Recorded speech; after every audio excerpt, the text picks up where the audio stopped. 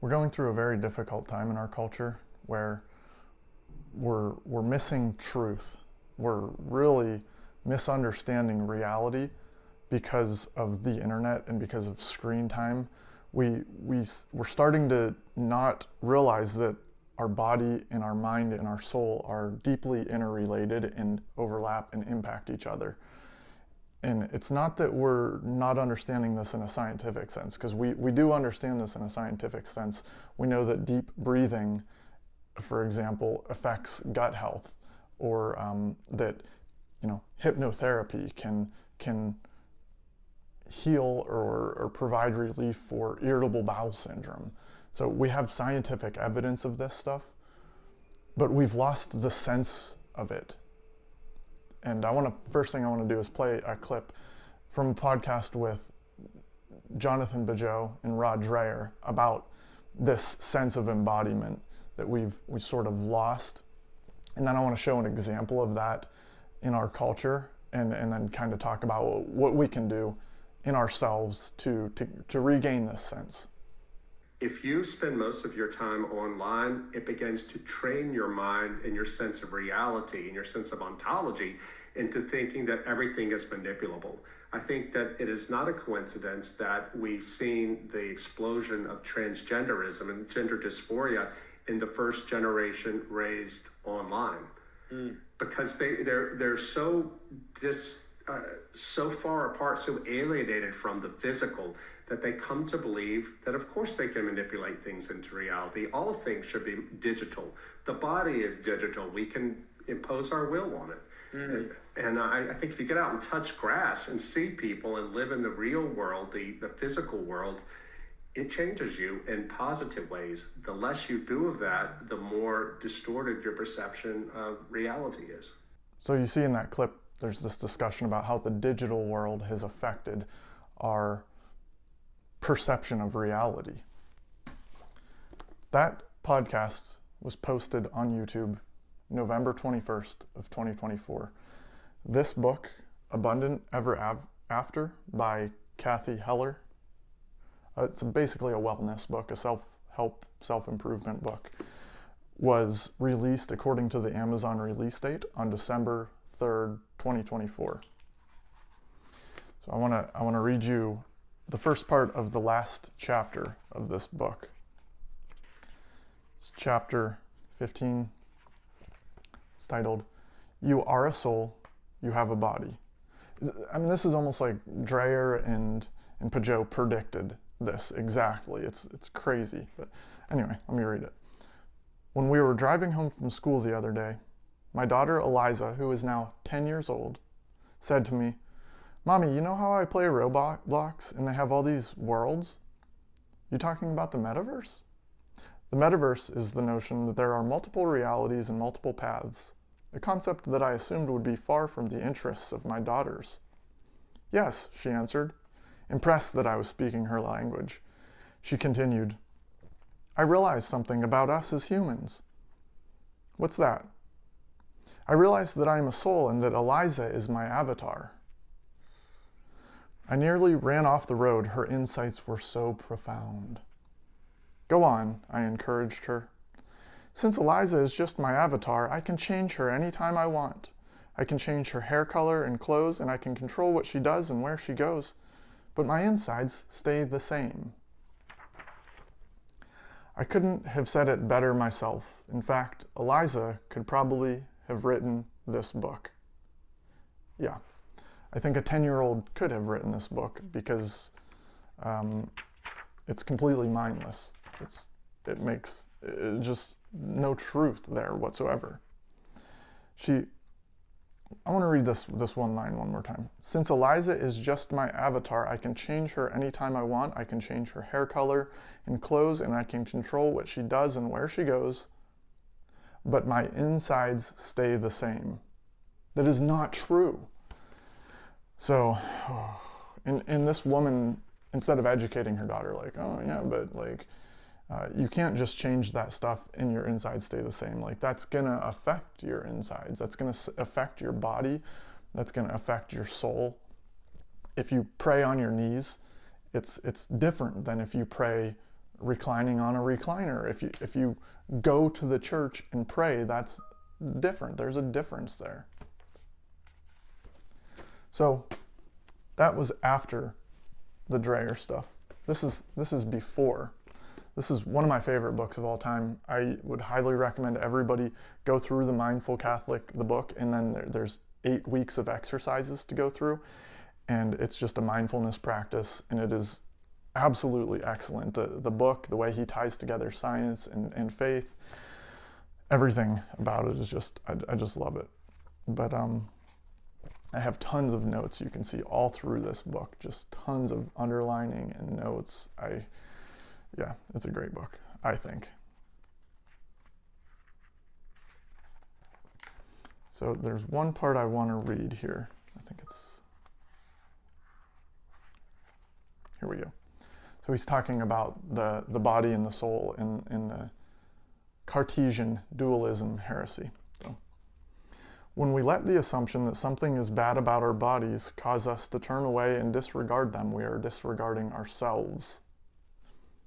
Despite how deformed or disordered anything can be in this world, the fact remains that the deepest identity of human existence is that we are created in God's image and are therefore good.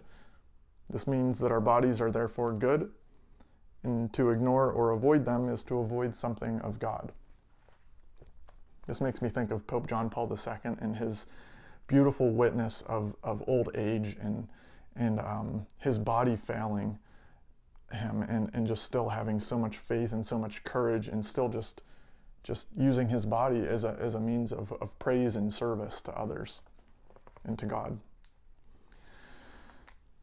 So he's going into detail now about this Cartesian dualism. What do you think of when you consider who you are?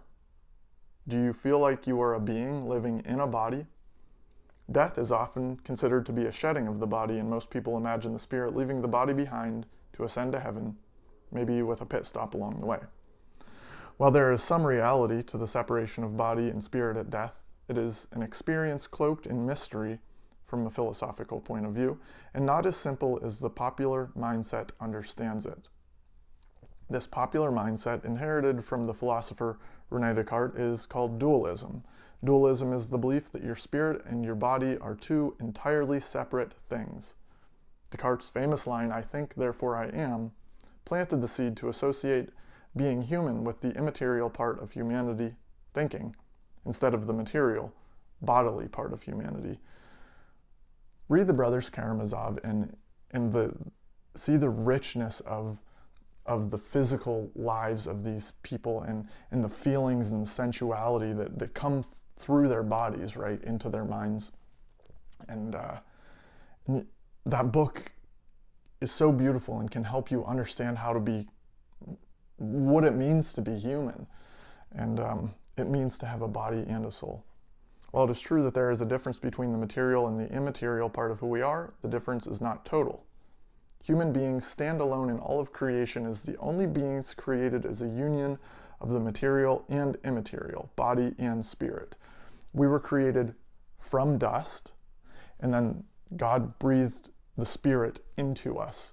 And so we're the only beings on earth that have this, that at least that we know of or that we can perceive, that have this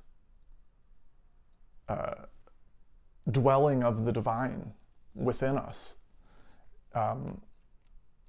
We're temples of the Holy Spirit, right? In the Catechism of the Catholic Church, we read, "The unity of soul and body is so profound that one has to consider the soul to be the form of the body. In other words, it is because of its spiritual soul that the body made of matter becomes a living human body. Spirit and matter in man are not two natures united, but rather their union forms a single nature."